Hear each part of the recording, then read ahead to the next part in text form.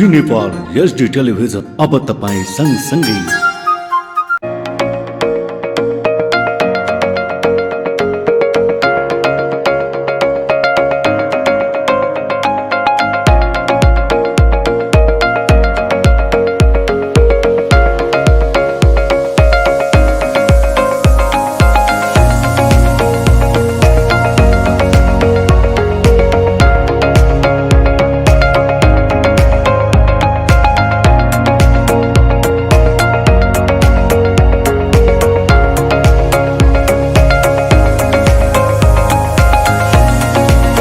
नमस्कार दर्शकबिन, यहाँहरू हेर्दै हुनुहुन्छ जी नेपाल एचडी टेलिभिजनमा शैक्षिक सरोकार कार्यक्रम।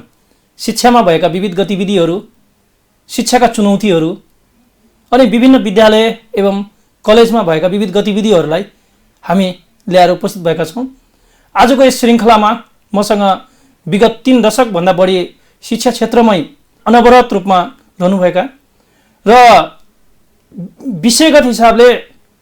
विषयगत विज्ञको रूपमा म लिन्छु, शैक्षिक विज्ञको रूपमा, र उहाँ नेपालगञ्जमा महेन्द्र बहुमुखी क्याम्पस होस् या बागेश्वरी बहुमुखी क्याम्पस होस् मा एकदमै चर्चित हुनुहुन्छ। शिक्षाका लागि पिएचडी स्कलर हुनुहुन्छ विष्णु केसी सर। यहाँलाई हाम्रो कार्यक्रममा स्वागत छ। धन्यवाद सर। हामी शैक्षिक बहसमा छौँ सर। शिक्षा आफैमा भवसागर हो, तर हाम्रो देशमा जो शिक्षालाई हेर्ने दृष्टिकोण छ त्यो फरक छ, किन होला सर?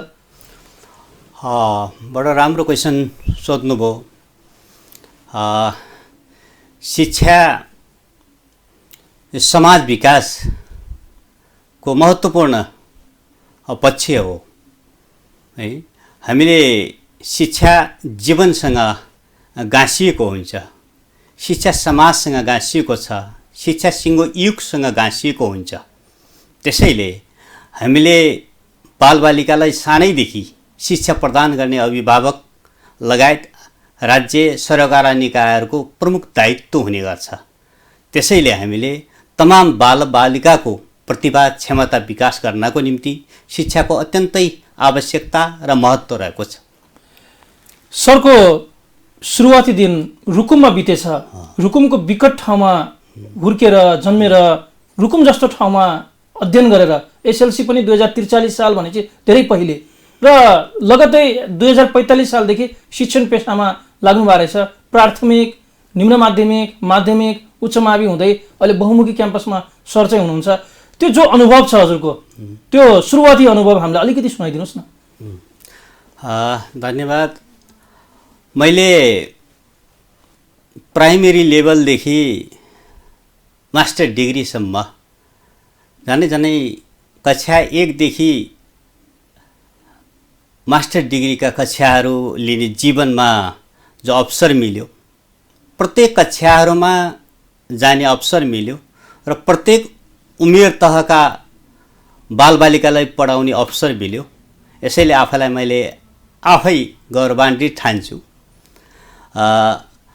र प्राइमेरी लेभलदेखि विश्वविद्यालय लेभलसम्म शिक्षण गर्ने क्रममा र रुकुम जिल्ला, जाजरकोट जिल्ला भेरी ज्ञानोदय क्याम्पस हुँदै कोलपुर बागेश्वरी बहुमुखी क्याम्पस, डाइनामिक बहुमुखी क्याम्पस हुँदै नेपालगञ्ज बहुमुखी क्याम्पसमा जो शिक्षण यात्रा मिल्यो र यसले आफैलाई विभिन्न ठाउँको वस्तुस्थिति, विभिन्न ठाउँका बालबालिकाहरूको शैक्षिक स्थिति र विभिन्न ठाउँको अन्य विविध पक्षहरूको चाहिँ नि जो अनुभव प्राप्त भयो, यसले सिङ्गो शिक्षा कस्तो हुने, शिक्षा कस्तो भइराखेको छ, विगतदेखि अहिलेसम्म जो आफूलाई अनुभूति भइराखेको छ, यसले एउटा शिक्षा नेपालमा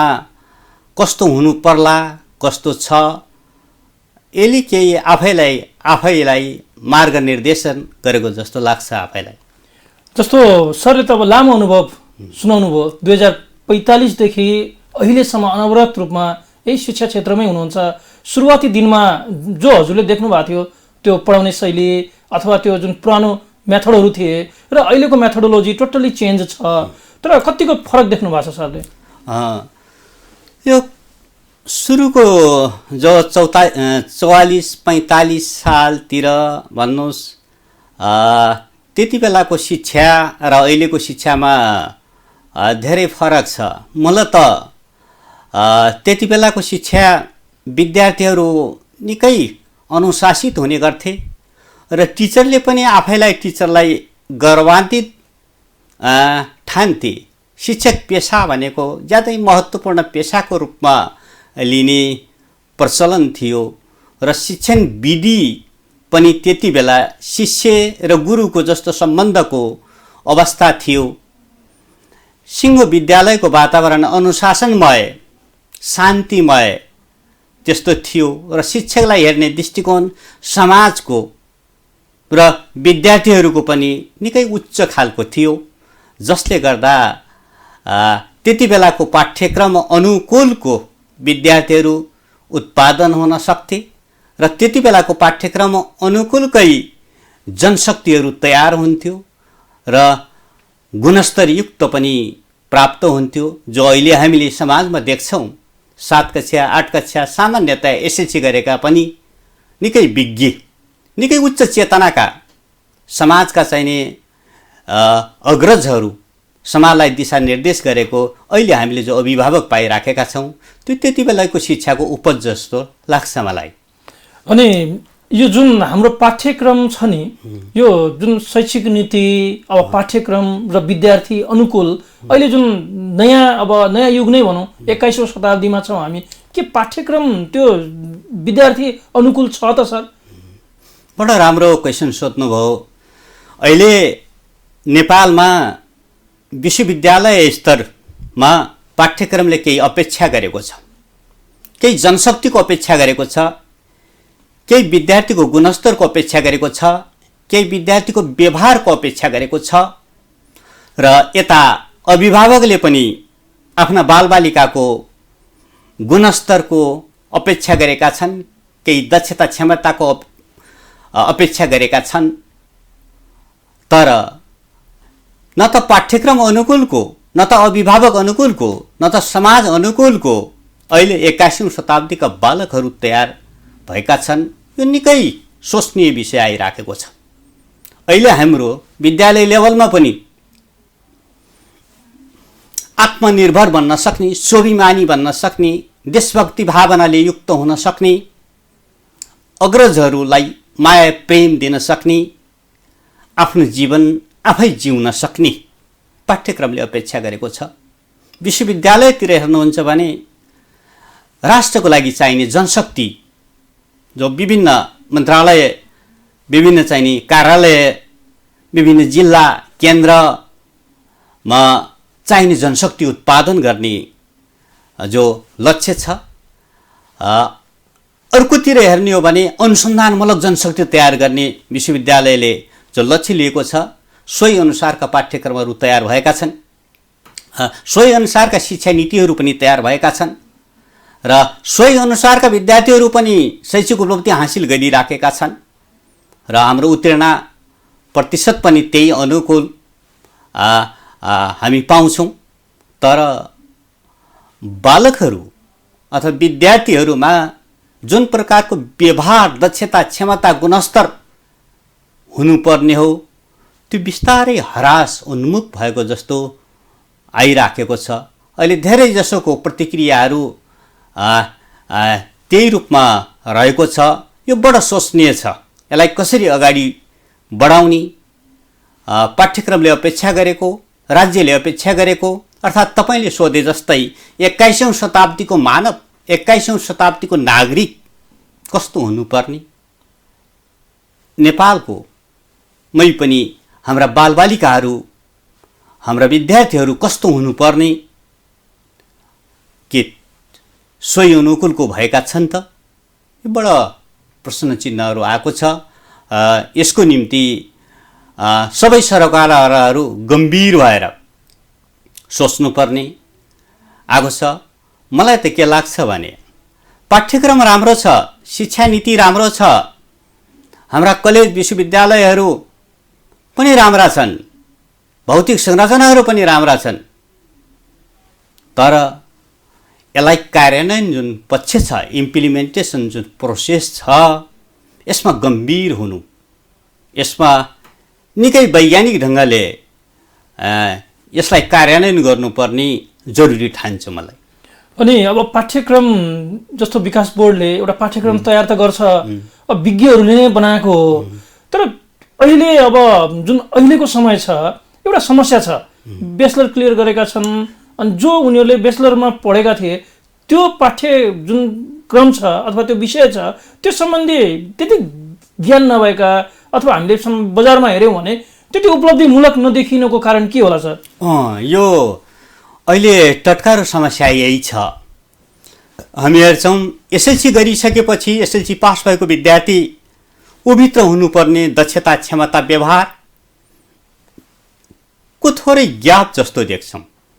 जस्तै हामी ब्याचलर गरिसक्यौँ, मास्टर डिग्री गऱ्यो भने सोही अनुसारको दक्षता, क्षमता, जो गुणस्तर हुनुपर्ने त्यो नभएको जस्तो जनगनासो अहिले यो अभिभावकतिरबाट पनि समाजबाट पनि यो आइराखेको छ। यसको हरासका कारणहरू अथवा गुणस्तर कम हुनेको कारणहरू यसलाई विस्तृत रूपले केलाउनु पर्ने देखिन्छ। यसको निम्ति हामीले नियमित पठन पाठन प्रक्रियाहरू र नियमित यसका मूल्याङ्कन प्रक्रियाहरू र हामीले शिक्षक केन्द्रित विधिभन्दा विद्यार्थी केन्द्रित विधिमा, सिकारु केन्द्रित विधिमा र विभिन्न पाठ्यक्रम अनुसार दिएका जो प्रोजेक्ट कार्यहरू छ, परियोजना कार्यहरू हुन्छन् र नियमित रूपले हामीले विद्यार्थीको मूल्याङ्कन गर्ने प्रक्रियाहरू हुन्छन्, यसलाई व्यावहारिक रूपले वैज्ञानिक ढङ्गले यसको व्यवस्थापन गर्न सक्यौँ भने हामीले अपेक्षा गरेको, पाठ्यक्रमले अपेक्षा गरेको जनशक्ति पाउन सक्छौँ जस्तो लाग्छ मलाई। सरको त शिक्षा क्षेत्रमा धेरै ठुलो अनुभव छ। अब जिरो लेभलदेखि लिएर मास्टरसम्मका विद्यार्थीहरूलाई पढाएको अनुभव भनेको चान्चुने अनुभव होइन। यो शिक्षकलाई हेर्ने दृष्टिकोण राज्यबाट, जस्तो विदेशमा हेऱ्यौँ भने शिक्षक एक नम्बरमा हुन्छ जहाँ तहीँ, तर हाम्रो देशमा भनौँ निजामती कर्मचारी र शिक्षकलाई हेऱ्यो भने शिक्षक जहिले पनि पछाडि हुन्छ। यो किन यस्तो भएको होला सर? हामीले बडा सोच्ने कुरोहरू आएको छ। यो शिक्षकहरू इतिहासका निर्माताहरू हुन्। हजुर, शिक्षकहरू भनेका समाजका पनि निर्माता हुन्।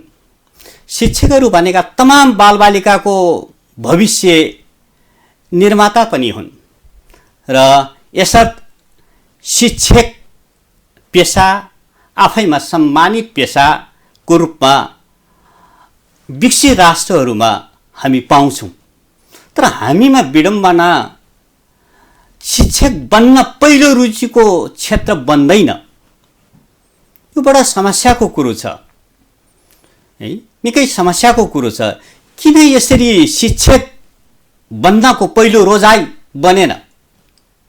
म त शिक्षक बन्छु, म त तमाम बालबालिकाको भविष्य निर्माण गर्छु, म त सिङ्गो देशलाई एउटा नयाँ दिशा निर्देश गर्छु। यो अब्बल क्षेत्रका बालकहरू, जेन्युन बालकहरूभित्र रोजाइको क्षेत्र पर्नुपर्नेमा आज यो रोजाइको क्षेत्र परेको छैन। त्यसैको प्रभाव आज समाजमा देखा परिराखेको छ। त्यसैको प्रभाव आज शैक्षिक क्षेत्रमा परिराखेको छ। त्यसैले शिक्षकलाई हेर्ने दृष्टिकोण राज्यको उच्च हुनु जरुरी छ। शिक्षकलाई सेवा सुविधाहरू जुन प्रकारले प्रदान गर्नुपर्ने हो त्यो सेवा सुविधा अन्य निजामती जस्तो नभएको, विशेष गरी जनगुनासोहरू यो रूपमा रहेको भेटिन्छ। र शिक्षकलाई हामीले जबसम्म सम्मान गर्दैनौँ, जबसम्म राज्यले शिक्षालाई सम्मान गर्दैन, शिक्षकलाई सम्मान गर्दैन, तब समग्र देशको विकास निकै पछि पर्ने गर्छ। हामीले शिक्षकलाई सम्मान गऱ्यौँ, शिक्षकलाई पेसागत रूपमा विकास गर्नको निम्ति हामीले सेवा सुविधाहरू त्यही प्रकारले दिन सक्यौँ। राज्यको नीति योजना कार्यक्रममा पनि शिक्षकलाई पहिलो दर्जामा हामीले राख्न सक्यौँ भने बल्ल शिक्षकभित्र एउटा त्यस्तो प्रोत्साहन, शिक्षकभित्र एउटा आत्मबल, शिक्षकभित्र एउटा स्वाभिमान विकास हुन्छ, जसले तमाम बालबालिकाहरूलाई शिक्षक बन्नकै निम्ति उत्प्रेरित गर्ने गर्छन् र तिनै बालबालिकाहरू भोलि निजामती क्षेत्रमा, तिनै बालबालिकाहरू राजनीति नेतृत्वको क्षेत्रमा, सामाजिक अभिनेताको क्षेत्रमा, विभिन्न अधिकार कर्मीको क्षेत्रमा, विभिन्न पत्रकारको क्षेत्रमा, उद्योग व्यवसायको क्षेत्रमा तिनै बालबालिकाहरू जाने गर्छन्। त्यसैले ती बालबालिकाहरूको गुरुलाई नै यदि हामीले व्यवस्था गऱ्यौँ भने भोलिको भविष्य, भोलिका सन्तानहरू अथवा हामीले अपेक्षा गरेको नागरिकहरू पाउन कठिन छ। यसर्थ हामीले शिक्षकलाई सरकार निकायदेखि लिएर राज्यको साथसाथै हाम्रो समाजले हेर्ने दृष्टिकोण पनि फरक ल्याउनु जरुरी छ जस्तो लाग्छ। अनि यदि त्यो देशलाई अस्तव्यस्त बनाउनु छ भने शिक्षामा अस्थिरता ल्याइदेऊ भन्ने एउटा भनाइ छ। शिक्षामा अस्थिरता आयो भने देश आफै अस्तव्यस्त हुन्छ। अहिले देशको अवस्था हेर्दा जस्तो 11-12को करिकुलम कहाँ अदालतसम्म पुग्यो, नपुग्नु पर्ने कुरो हो। यो जुन अस्थिरता ल्याए जस्तै छ र पाठ्यक्रमहरू पनि त्यो विद्यार्थी अनुकूल पाठ्यक्रम नबनेका हुन् कि कस्तो लाग्छ सरलाई? बडो राम्रो प्रश्न ल्याउनु भयो। अहिले हामीले अपेक्षा गरेको, राज्यले अपेक्षा गरेको, समाजले अपेक्षा गरेको केही नागरिकहरू, नेपाली नागरिकहरू कस्तो हुनुपर्ने, नेपालको विकास कस्तो हुनुपर्ने, नेपालको राजनीति नेतृत्व कस्तो हुनुपर्ने, नेपालका विभिन्न उच्च तहको लिडरसिप कस्तो हुनुपर्ने हामीले विश्लेषण गऱ्यौँ भने यसको प्राथमिक आधार भनेको विद्यार्थीहरू नै हुन्। विद्यार्थीहरू हामीले कस्तो उत्पादन गर्छौँ, विद्यार्थीहरूमा हामीले गुणस्तर कस्तो बनाउँछौँ, विद्यार्थीहरूको दक्षता क्षमता कस्तो बनाउँछौँ, भोलि त्यसको असर भनेको राज्यमा पर्ने गर्छ। त्यसैले हामी विकसित देश कसरी विकसित बन्यो त यसरी हेर्दै जानियो भने उनीहरूले पहिलो प्राथमिकता भनेको बालकको क्षमता, बालकको अन्तर्निहित प्रतिभालाई दिने गर्छन्। जन्मजात बालक केही दक्षता र क्षमता ल्याएर आएको छ, असाधारण गुणले युक्त छ बालक, प्रकृतिले प्रदत्त शक्ति दिएको छ बालकलाई। हामी विडम्बना त्यो बालकको शक्तिलाई विकास गर्न सकेका छैनौँ। शिक्षाको अर्थ र महत्त्व हामीले बुझाउन सकेका छैनौँ। वास्तविक बालकलाई वास्तविक नागरिकको रूपमा विकास गर्न सकेका छैनौँ। त्यसैले गर्दा हामीमा केही समस्याहरू आएको छन्। अहिले समाजमा हेर्ने हो भने पहिलाको भन्दा अहिलेको समाज अलि बिग्रिदो जस्तो, अनुशासनहीन जस्तो, कता कता बेथिती जस्तो यो देखा परिराखेको छ नेपाली समाज। यो यसको पछाडि किन यस्तो भयो त? 21औं शताब्दीको बालक नयाँ नयाँ पाठ्यक्रमहरू बनाउँदै आएका छौँ, नयाँ नयाँ टेक्नोलोजीहरू प्राप्त भइराखेको छ, तर बालकमा किन यस्तो समस्या आइराखेको छ त? त्यसको असर समाजमा फेरि परिराखेको छ असर। त्यसैले बडा सोच्ने कुरो छ अहिले। यसर्थ हामीले यो राज्यले पाठ्यक्रम निर्माण गर्दाखेरि जुन प्रकारले पाठ्यक्रम तयार हुन्छ त्यसको वास्तविक मर्म र त्यसको भाव, त्यसको उद्देश्य बुझेर त्यसको जो कार्यान्वयन पक्ष छ, यो कार्यान्वयन पक्षलाई निकै वैज्ञानिक ढङ्गले, व्यवहारिक ढङ्गले साँच्चैकै रूपमा हामीले लागू गर्यौँ भने बल्ल हामीले अपेक्षा गरेको बालक, पाठ्यक्रमले अपेक्षा गरेको बालक तयार हुन्छन् अनि त्यसको असर समाजमा पर्छ। आहा, कति सुन्दर समाज, नेपाली समाजको विकास हुन्छ। अनि अहिले कस्तो भइसकेको छ भने यो ठाउँ ठाउँमा च्याउ चाहिँ बहुमुखी क्याम्पसहरू खुलेका छन्, घर घर कलेज भए चाहिँ भएको छ, प्राइभेट सेक्टरलाई पनि बहुमुखी क्याम्पस विभिन्न पढाउनका लागि खोल्न दिएको छ, अथोरिटी दिएको छ। यो सरलाई एज अ विज्ञको रूपमा सर त PhD स्कलर पनि हो, यो सम्बन्धी सरको गहन अध्ययन छ। यो वास्तवमा यो राज्यले के सही गरेको छ सर? यो गलत भइराखेको छ हजुर है। निकै विश्वविद्यालयतिर अनुसन्धान केन्द्रको रूपमा विकास हुनुपर्छ। डिग्री लेभलमा पढ्ने बालकहरू उसको अनुसन्धान तहको ज्ञान र क्षमताको विकास हुनुपर्छ। ऊ देशको भोलि विज्ञ मान्छे हो, हरेक विषयको विज्ञ मान्छे हो, जो मास्टर डिग्री पश्चात ऊ भित्र त्यस्ता ज्ञान र सिपको विकास हुनुपर्छ। तर हामी कहाँ एउटा विडम्बना, डिग्री पढाउने क्याम्पसहरू आज गाउँ गाउँमा खुलेका छन्, डिप्लोमाका कलेजहरू पनि गाउँ गाउँमा खुलेका छन्। एकातिर हेर्दाखेरि त सबैको पहुँचमा पुग्यो शिक्षा भन्ने लाग्ला, झट्ट हेर्दा त हाम्रा बालबालिकाहरूले आफ्नै गाउँ समाजमा पढ्न पाए निकै राम्रो भन्ने त कुरो आउला। तर मास्टर डिग्री लेभलको, डिप्लोमा लेभलको पाठ्यक्रमले अपेक्षा गरेको, राज्यले अपेक्षा गरेको उच्च चेतनायुक्त नागरिक जनशक्ति तयार भए त, सोही अनुकूलको पठन पाठन भयो त, बडो प्रश्न चिन्ह अहिले आइराखेको छ। त्यसैले मेरो विचारमा यसरी विश्वविद्यालयका क्याम्पसहरू, उच्च तहका पढाइहरू विकेन्द्रित गर्नुको सट्टा निश्चित केही केन्द्रमा सीमित गरेर राख्ने हो भने बरु त्यो केन्द्रहरूमा फरक फरक विषयहरू राख्दै नि, दाङमा एउटा होला, सुर्खेतमा एउटा होला, नेपालगञ्जमा एउटा होला, जुम्लामा एउटा होला, डोटीमा एउटा होला, अन्यमा विशेष गरी कुन सहरमा अथवा कुन भूगोलको मूल केन्द्रमा हरेक विषयहरूलाई हामीले केन्द्रीकृत गऱ्यौँ भने त्यहाँ पढ्ने बालकहरू आफ्नो विषयको रोजाइको बालकहरू त्यो ठाउँमा जान्छ अनि त्यहीमा गुणस्तर शिक्षा प्राप्त हुने गर्छ। अनि मात्रै राम्रो जनशक्ति तयार हुन्छ जस्तो लाग्छ मलाई। यसको मतलब हामीले जुन अहिले ब्याचलर क्लासहरू, मास्टर डिग्रीका क्लासहरू गाउँ दूरदराजमा खुलेका छन्, यो अव्यवस्थित नै जस्तो छ। अब त प्रान्तीय विभिन्न प्रान्तमा आफ्नो आफ्नो विश्वविद्यालयहरू खोल्ने कुराहरू आइरहेछन्। त्यो विश्वविद्यालय नै प्रत्येक प्रान्तमा हुन्छ भने यिनी मास्टर डिग्रीहरू, ब्याचलरहरू दिएको चाहिँ राम्रो होइन। अहिले यस्तो छ, अहिले विश्वविद्यालयहरू जो विकेन्द्रीकरण गर्ने नीति आयो, अहिले बिस्तारै प्रदेश स्तरीय विश्वविद्यालयहरू खोल्ने केही पनि अवधारणा भएका छन्, केही ठाउँमा सुरुवात पनि भइराखेका छन्।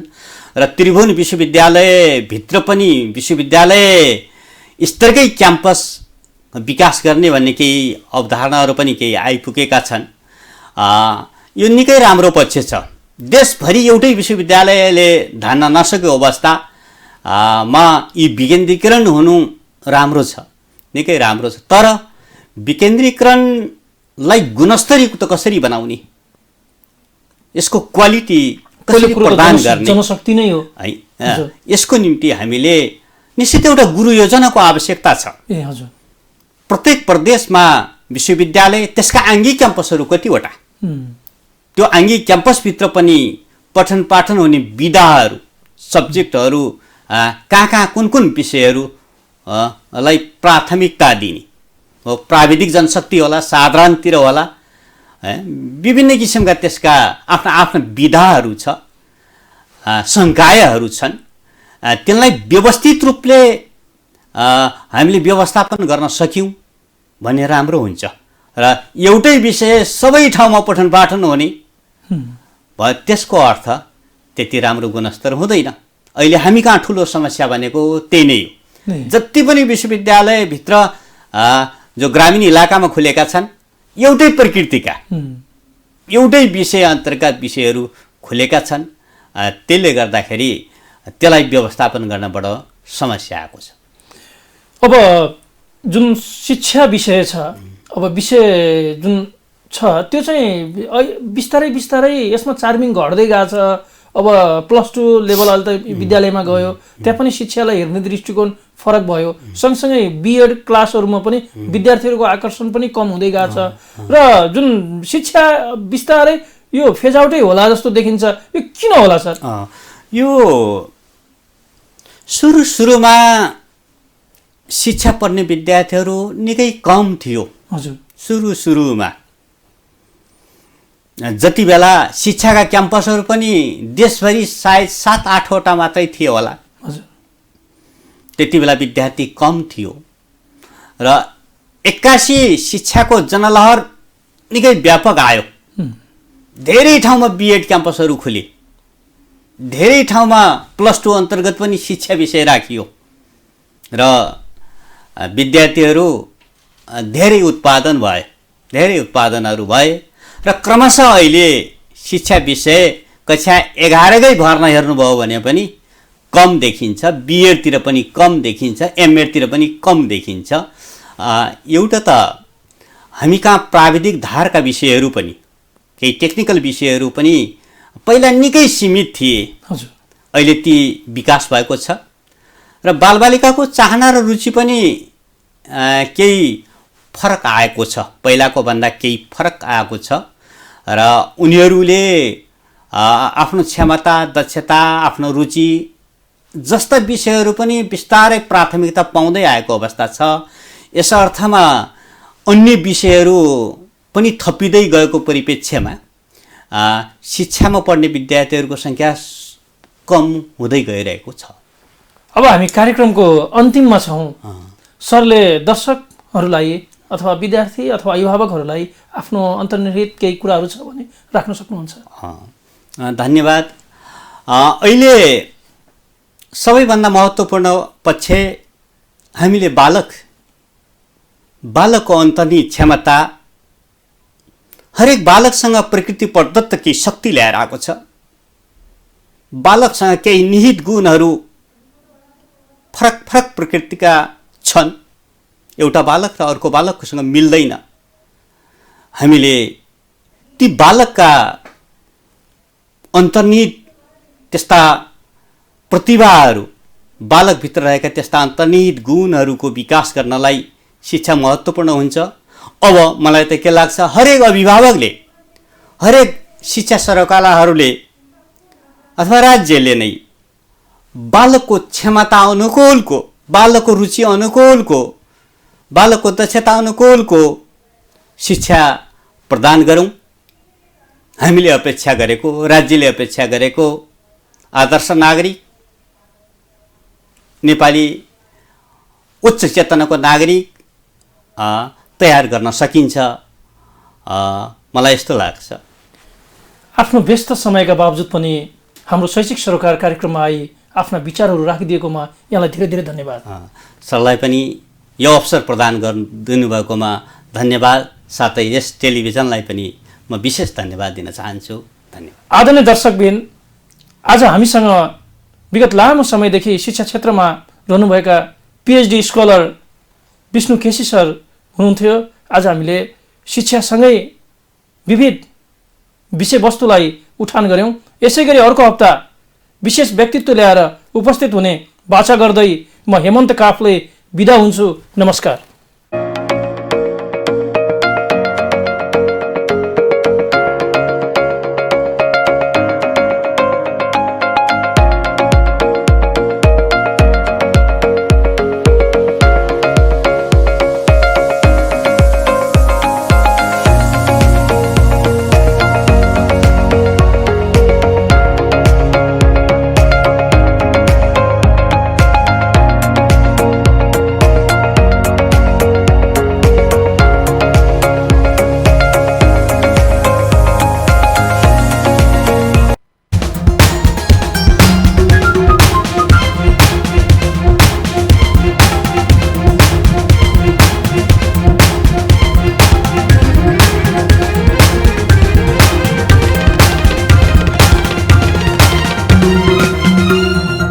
जी नेपाल एचडी टेलिभिजन अब तपाईँ सँगसँगै